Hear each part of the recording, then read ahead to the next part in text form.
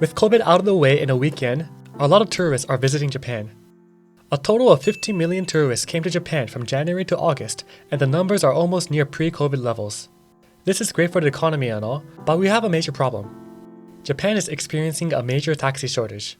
The number of taxi drivers in 2019 was 290,000, but in 2023, there are only 230,000 drivers. This is a 20% decrease in 4 years.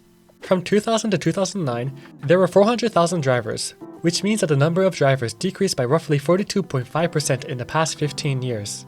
This only strains tourists who want to visit big cities like Tokyo, Osaka, and Kyoto, but this also affects old folks who live in rural areas. Japan also faces a serious bus driver crisis as the country is short of 10,000 drivers. By 2030, it is estimated that Japan would be short of 36,000 drivers. This kind of makes sense because Japan is experiencing a population decline.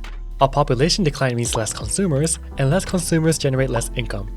Less income means less incentive to work as a driver, so a rising demand of tourism isn't matching the decreasing trend of supply. So, some believe that companies like Uber can save Japan. However, at the moment, Uber cannot operate in Japan. As a matter of fact, their operation is illegal. Well, it's a bit more complicated than that. All the cars you can get via Uber in Japan are actually taxis. In Japan, it's illegal to drive other passengers around without a special license called a nishimenkyo. They also need to be approved as a business. This is why Uber is illegal in Japan. People who drive others around without a proper license is called shirotaku, or white taxi. This points at car licenses. Regular cars have white or yellow license plates, while taxis have dark green plates. While ride-sharing services like Uber are currently illegal, the former and current Prime Minister have both shared their desire to seriously consider revising this law. Proponents of allowing ride-sharing argue that companies like Uber can assist the increased demand by filling in the gaps of supply. Alright, so I know what you're thinking. People want Uber. It should be cheaper than taxis, and this should be a simple fix to Japan's taxi crisis, right? Well, you're wrong. Half of the population is split on this issue.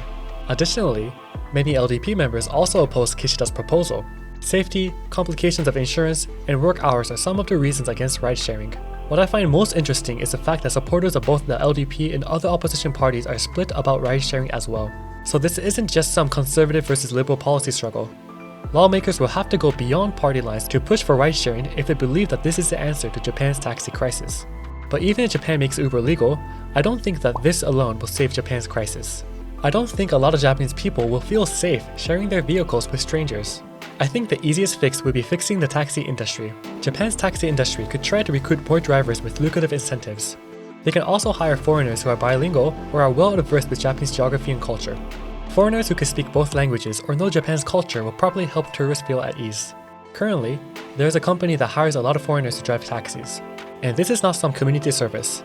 Foreign drivers still need to get their special license and also pass the N1 test, which is the hardest level on the language proficiency test. Anyway, what do you think Japan should do? And can this problem be really fixed with ride-sharing? Let me know your thoughts in the comments below.